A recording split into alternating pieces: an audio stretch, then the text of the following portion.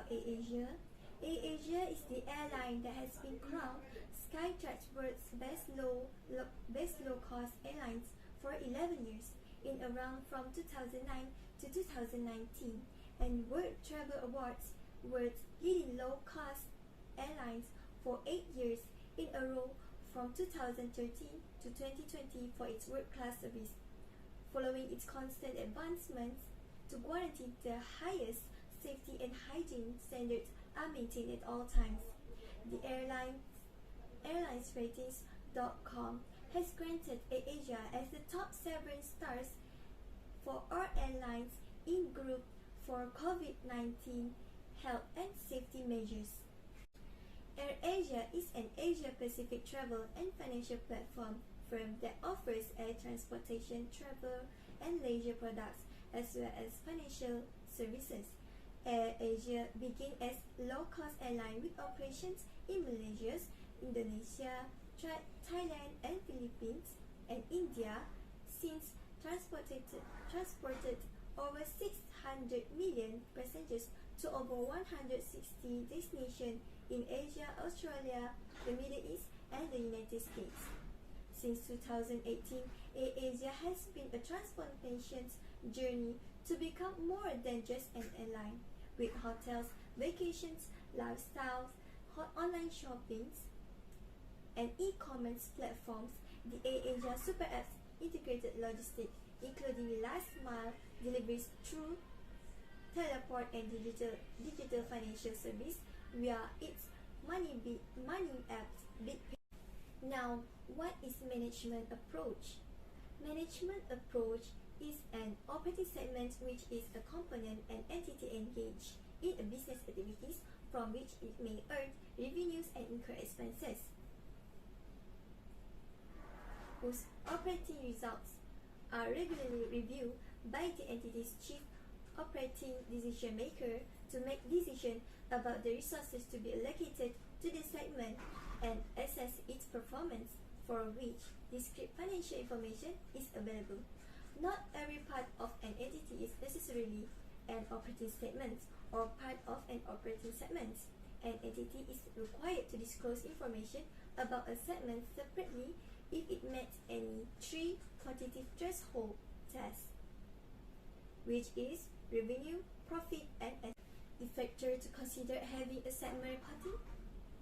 FAR570 allows the entity to aggregate similar operating segments if they meet the following criteria. First, the segments have similar long-term financial performance, which is long-term average gross margins. Second, segments have similar economic characteristics. And third, segments are similar with the following respects. First, nature of product and service. Second, nature of production processes, type or class of customers, method to distribute their products and services, nature of regulatory environment. For reporting purpose, a reportable segment is one that meets any one of the following quantitative thresholds. First, revenue is reported revenues from sales to external customers, and inter-segments sales is 10% or more of the combined revenues.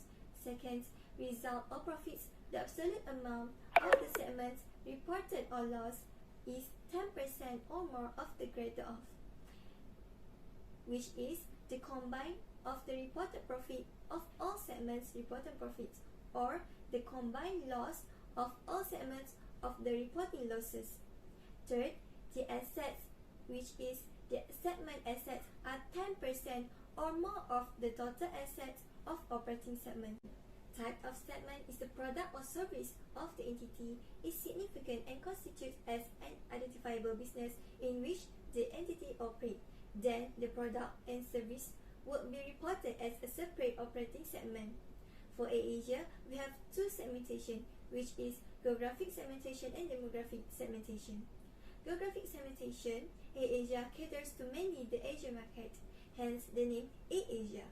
Then, hence practice geographic segmentation by focusing their services primarily in Asia. For demographic segmentation, AirAsia being a low-cost airline, they cater to people in the low to medium income group.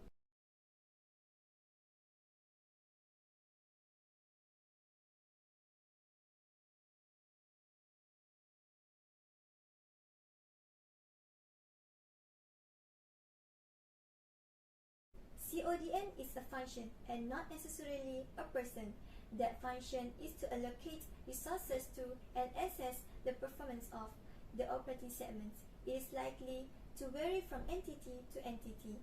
It may be CEO or the senior management team or the board of directors.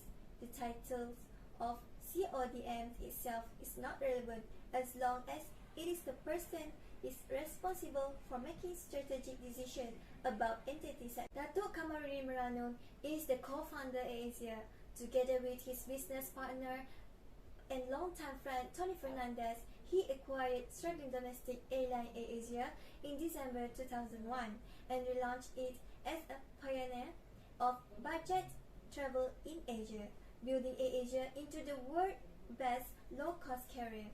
He is the non-independent executive chairman of AirAsia Group Berhad, taking the lead in engaging with the government, aviation regulators, and airport authorities of Malaysia. Before the designated as executive chairman, he was AirAsia's deputy group chief executive officer. An entity should report information regarding operating segment on if it passed the 10% threshold test and 75% threshold test. So, how to determine whether the operating segment passed the 10% threshold test or not? If the operating segment resulted 10% or more after calculated, it is presented as a reportable segment. Meanwhile, if the operating segment resulted less than 10% after calculated, it will combine with other operating segments that resulted less than 10% presented as other segments. As you can see that this test is calculated based on the latest segmental report of AirAsia. AirAsia used geographical areas as its part of operating segment. There are 6 operating segments here, which are Malaysia, Philippines, Indonesia, Thailand, India, and Japan. So how to calculate? For instance, we take the amount of total revenue from Malaysia divided by the total revenue from Malaysia, Philippines, Indonesia, Thailand, India, and Japan times with 100 equals to 34.49%. Since the percentage of total revenue of Malaysia more than 10%, therefore it is counted as reportable segment. As we can see here, Philippines, Thailand, and India are also counted as reportable segment because the percentage of total revenue more than 10%. The remaining, which are Indonesia and Japan, will combine as other segment. What is 75% threshold test? 75% threshold test is used as confirmation of result of reportable segments from the 10% threshold test just now. To calculate 75% threshold test, we need to take the amount of aggregate external revenue of reportable segments divided by aggregate total revenue of reportable segments.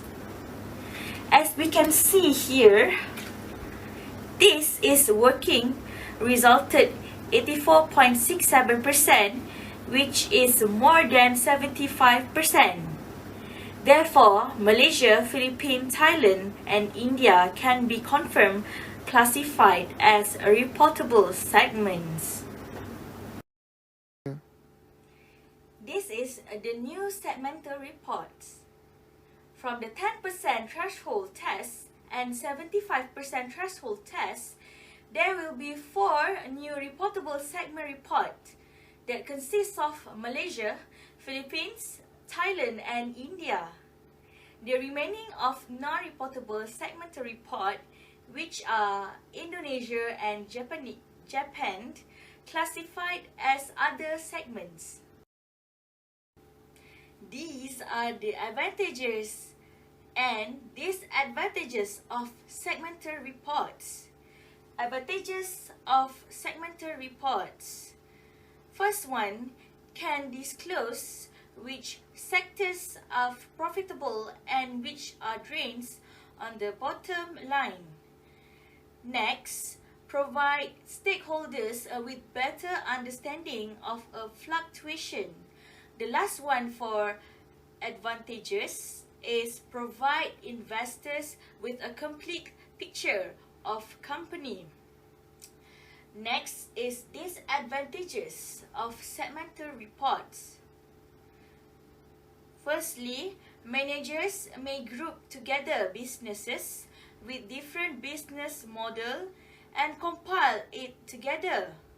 Next, investors will lose interest when the segmental report is grouped together with unprofitable business.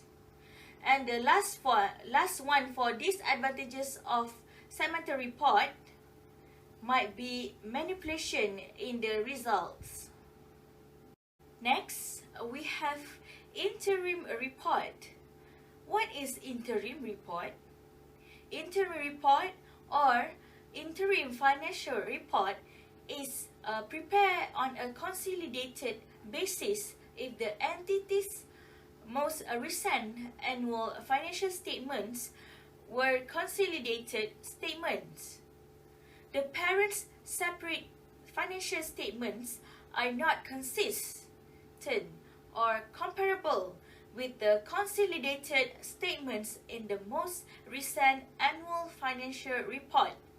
If an entity's annual financial report included the parent's separate financial statements in addition to consolidated financial statements, this standard neither requires nor prohibits the inclusion of the parent's separate statements in the entity's interim financial report. These are accounting policies used in preparing the interim report and types of interim reports prepared by the company. In the accounting policies used in preparing the interim report, the financial statement of the group and the company have been prepared in accordance with Malaysian Financial Reporting Standards, International Financial Reporting Standards, and the requirements of the Companies Act 2016 in Malaysia.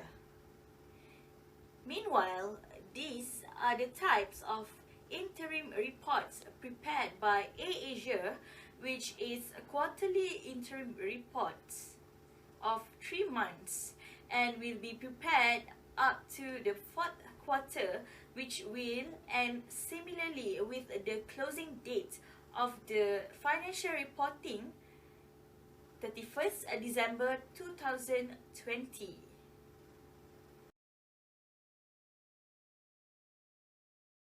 Now, let's proceed to the period for the current and comparative of each statement by AirAsia. As we can see from this slide, the current and comparative period for each statement prepared by the company according to FAR570 reporting will be measured from 1 October 2020 to 31st December 2020, that is equivalent to the 4th quarter interim report of AirAsia Berhad. Statement of financial position, the current interim reporting period is 3 months from 1 October 2020 till 31st December 2020. At the comparative of immediate preceding year reporting period is 12 months from 1 January 2019 until 31st December 2019. For statement of profit or loss and other comprehensive income, the current interim reporting period is 3 months from 1 October 2020 till 31st December 2020. Its comparative current interim is 3 months from 1 October 2019 until 31st December 2019.